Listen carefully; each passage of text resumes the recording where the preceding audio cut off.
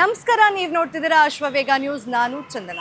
ಈಗ ನಿಮ್ಮ ಬೈಕ್ ಏನಾದರೂ ಕಳೆದೋಯ್ತು ಅಂತ ಹೇಳಿದ್ರೆ ಫಸ್ಟ್ ನೀವು ಹೋಗಿ ಪೊಲೀಸ್ ಕಂಪ್ಲೇಂಟ್ ಕೊಟ್ಟು ಅದು ಸಿಕ್ಕಾದ್ಮೇಲೆ ಕೋರ್ಟಿಗೆ ಒಂದಷ್ಟು ತಿಂಗಳು ಅಲಿಬೇಕಾಗಿರುತ್ತಲ್ವ. ಸೊ ಈ ಪ್ರಾಸೆಸ್ನ ಕಡಿಮೆ ಮಾಡಿದ್ದಾರೆ ನಮ್ಮ ಬೆಂಗಳೂರಿನ ರೂರಲ್ ಆಗಿರುವಂತಹ ದೇವನಹಳ್ಳಿ ತಾಲೂಕಿನ ವಿಜಯಪುರ ಪೊಲೀಸರು. ಹೇಗೆ ಏನು ಎತ್ತ ಅಂತ ಹೇಳ್ತೀನಿ, ಪೂರ್ತಿ ವಿಡಿಯೋನ ನೋಡಿ. ನಾನು ಚಂದನ. ಈಗ ಬೈಕ್ ಏನಾದರೂ ಕಳೆದೋಯ್ತು ಅಂತ ಹೇಳಿದ್ರೆ ಅದಕ್ಕೆ ಒಂದು ಪ್ರಾಸೆಸ್ ಇದೆ. ಫಸ್ಟು ಬೈಕ್ ಕಳೆದೋಗಿದ್ರೆ ಅದಾದಮೇಲೆ ನಾವು ಹೋಗ್ಬಿಟ್ಟು ಕಂಪ್ಲೇಂಟನ್ನು ರಿಜಿಸ್ಟ್ರ್ ಮಾಡ್ತೀವಿ. ಅದಾದಮೇಲೆ ಪೊಲೀಸವರು ತನಿಖೆ ಮಾಡ್ತಾರೆ. ಅದಾದಮೇಲೆ ಆ ಕೋರ್ಟ್ಗೆ ಸಬ್ಮಿಟ್ ಮಾಡಿ ಕೋರ್ಟ್ನಿಂದ ನಾವು ನಮ್ಮ ಬೈಕನ್ನು ತೊಗೊಂಡು ಬರಬೇಕಾಗತ್ತೆ.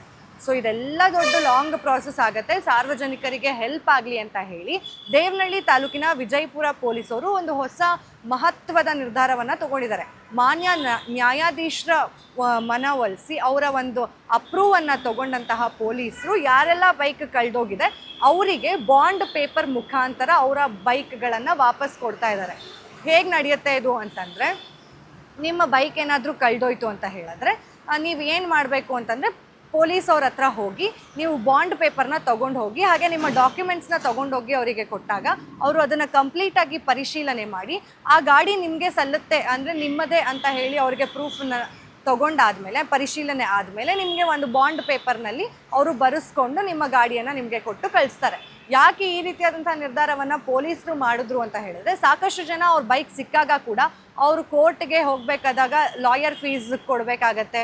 ಆಮೇಲೆ ಕೆಲವೊಂದು ಸಲ ಅವತ್ತಿನ ದಿನಾನೇ ನಮಗೆ ಬೈಕ್ ಸಿಗಲ್ಲ ಅನ್ನೋ ಒಂದು ಕಾರಣಕ್ಕಾಗಿ ಜನರು ಹೋಗಿ ಕೋರ್ಟ್ಗೆ ಬೈಕನ್ನು ತೊಗೊಂಡು ಬರೋದು ನಿಲ್ಲಿಸ್ಬಿಡ್ತಿದ್ರು, ಸಿಕ್ಕಿದ್ರು ಕೂಡ. ಆದರೆ ಆ ಒಂದು ವಿಚಾರ ನಡೀಬಾರ್ದು, ಅವರ ಗಾಡಿ ಅವ್ರಿಗೆ ಸಿಗಲಿ ಅಂತ ಹೇಳಿ ಈ ಥರ ವಿಜಯಪುರ ಪೊಲೀಸ್ ಅವರು ಒಂದು ಬಾಂಡ್ ಪೇಪರ್ ಮುಖಾಂತರ ನಿಮ್ಮ ಡಾಕ್ಯುಮೆಂಟ್ಸ್ನ ಎಲ್ಲ ಪರಿಶೀಲನೆ ಮಾಡಿದ್ಮೇಲೆ ನಿಮ್ಮ ಗಾಡಿಗಳನ್ನು ನಿಮಗೆ ವಾಪಸ್ ಕೊಟ್ಬಿಡ್ತಾರೆ. ಸೊ ಆ್ಯಂಡ್ ಇಲ್ಲಿ ಇನ್ನೊಂದು ವಿಷಯ ಏನಪ್ಪ ಅಂತ ಹೇಳಿದ್ರೆ, ಪೊಲೀಸರು ಯಾರು ಈ ರೀತಿಯಾದಂತಹ ಬೈಕ್ ಕಳ್ಳತನವನ್ನು ಮಾಡ್ತಾಯಿದ್ರು ಅವರು 2,000-3,000 ರೂಪಾಯಿಗೆಲ್ಲ ಬೈಕನ್ನು ಮಾರಾಟ ಮಾಡ್ತಿದ್ರು.